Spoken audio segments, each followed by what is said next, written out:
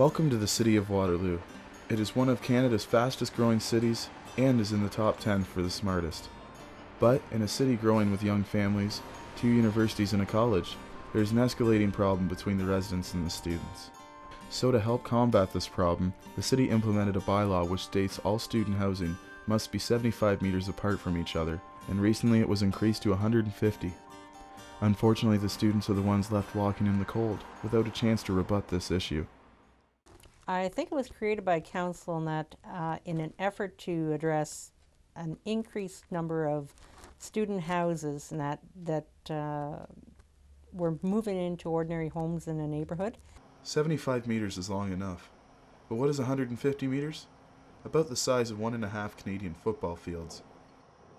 What needs to happen, from my perspective, is making sure that everybody lives as good neighbors. I think the real problem in Waterloo, both with the university and the city, is that students aren't really considered serious stakeholders. As a group, we make up about 30% of the population of Waterloo. The solutions they come up with don't really address the problems we face. Like, if you had, in any other city, if you had 30% of the population with a specific need, which is to live in quality housing close to the universities, that'd be addressed at the city level. Whereas the 75-meter bylaw is there to protect the residents that are living there now, which are a very small minority of the population of Waterloo. Right now, with 75 meters between houses, it forces students to live within the community.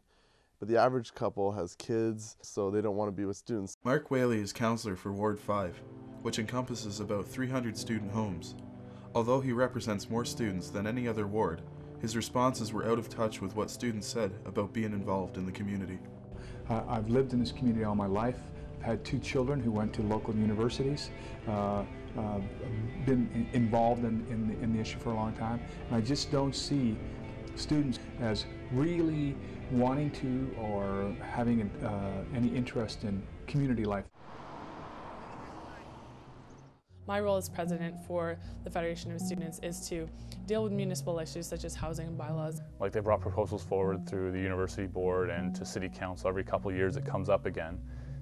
And every couple of years the local government just kind of sweeps under the carpet and says, well, students were involved the first time we came up with a solution, so we're not going to change it now.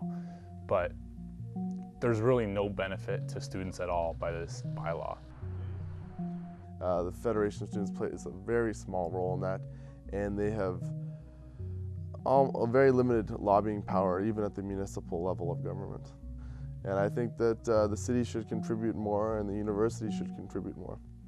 We spoke to resident Will Mavai to get a perspective on how residents feel with students in their neighborhood. Some of the complaints is that they don't get out in the morning to shovel their driveways. Once they learn the rules of the garbage collection, then it seems to work better. The city does publish a book that gives you all your bylaws for living in the neighborhood. Your neighborhood guide, it's called. The few people that are rowdy really reflect on the other students.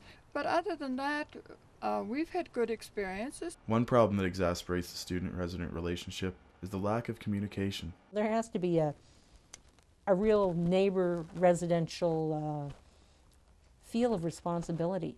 Again, it comes back to being good neighbors. I think it's about respect, and all of us have been brought up with a set of values and respects from our family. So bring that with you and just carry it on here. Don't forget that.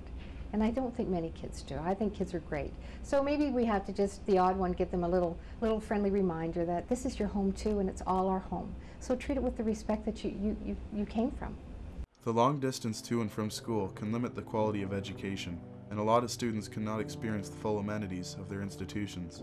And because so much extra time is spent on commuting, it creates a lot of unneeded stress in their lives. I've been working a part-time job for about 14 months now. I like to work only around like 10 to 12 hours because with school and everything, and also since I don't have a car, it takes me half an hour to get to work. I usually am doing more around 25 hours. My life is work and school. Students have a hard time paying for not just tuition, but all the ancillary fees like textbooks, housing, food, groceries, transportation, etc.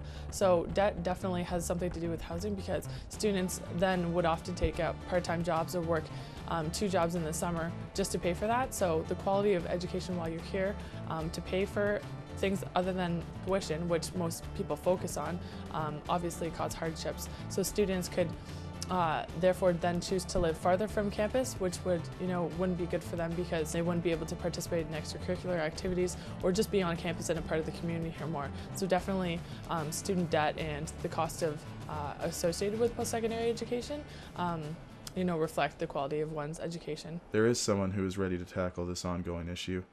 The recently elected mayor, Brenda Halloran, is one person who is ready to shed some light on this subject.